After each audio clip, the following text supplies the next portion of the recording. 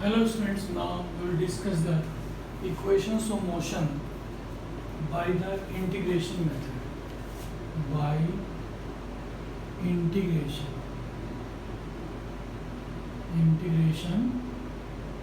method. And to solve the equations by the integration method, first equations of motion, that is v equal to u plus at. We have to solve this equation by the integration method. Now we know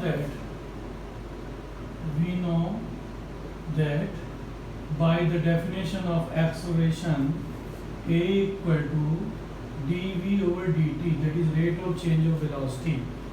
Now cross multiply, so dv equal to a dt. After that take the integration, so integration dv equal to integration a dt. Now put the limits.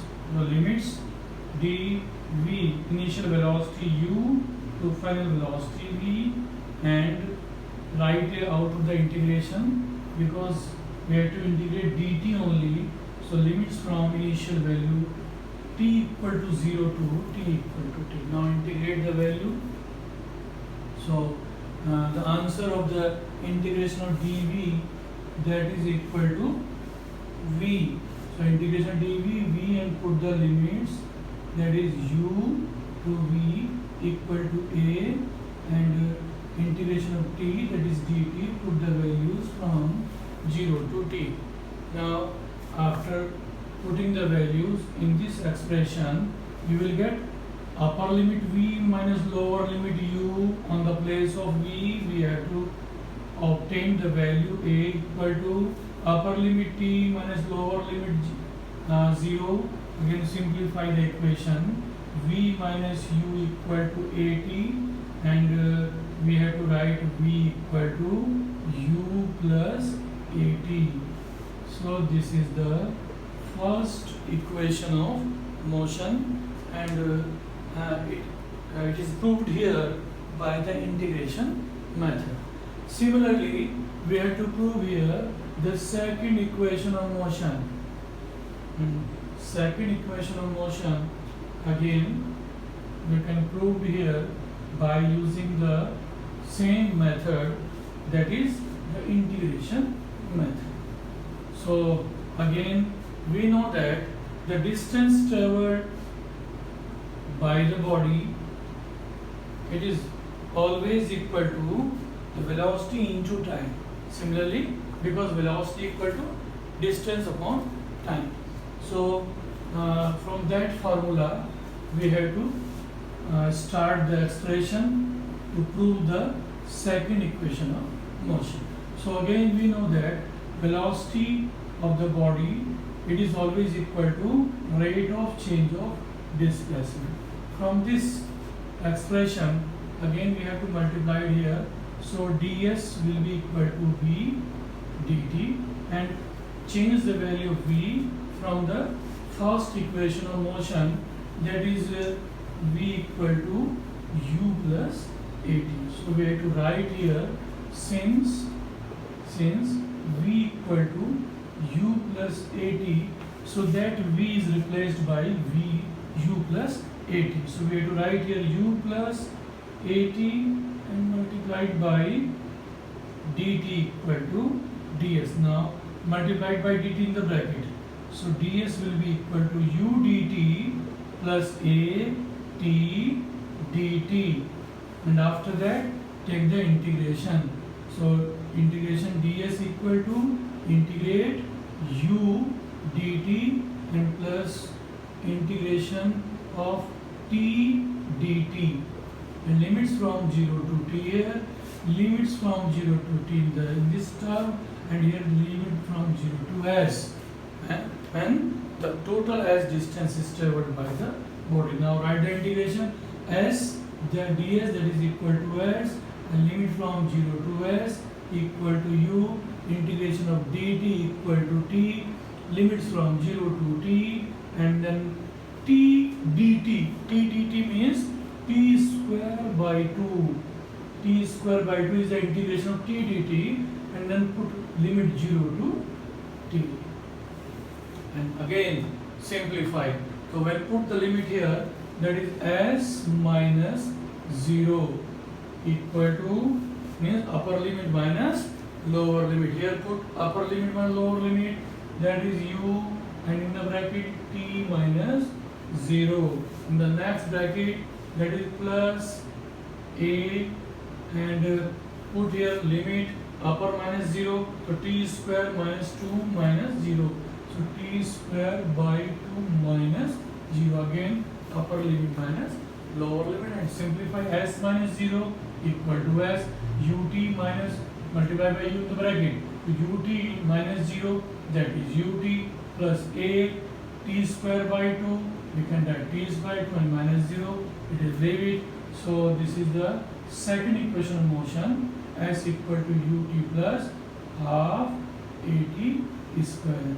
So this is the proof of second equation of motion. Similarly, we can prove the third equation of motion. And third equation of motion, again we can solve with the help of the definition of acceleration. Again we know that the definition of acceleration, it is equal to a equal to dv over dt. So we know that acceleration a equal to dv over dt. Now solve the third equation. We have to multiply it by ds in the numerator and numerator. So multiply by ds in numerator and denominator. We have, so a equal to dv over dt multiplied by ds upon ds, and change the term. We have to write like this. Sorry, ds upon ds. So dv over ds and ds over dt. So we can write like this: ds upon dt into dv over ds, dv over ds. Now we know that, again we know that v equal to ds upon dt. It is a formula of the velocity. So this ds upon dt replaced by v. So acceleration a will be equal to v into this second term dv over ds, and then cross multiply. So we will get v dv equal to a ds, and after that taking the integration of this term on both the sides and simplify the acceleration. So when we take the integration of this equation, we will get integrate v dv, that is equal to integrate a ds, and we put the limits. So put the limits here, integrate u to v dv equal to a, write out of the integration and put the limit for s 0 to s, that is ds, and then simplify the equations by putting the limits.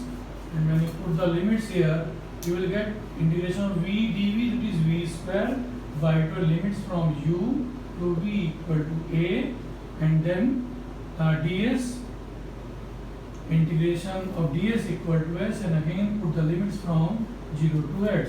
So when we put the limits, we will get v square by 2 means upper limit minus lower limit u square by 2 in the first bracket. In the second bracket then s minus 0.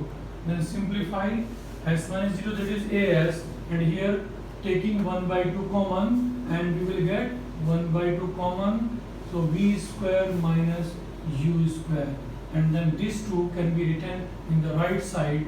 Therefore v square minus u square equal to 2as. So this is the proof of the third equation of motion by the integration method.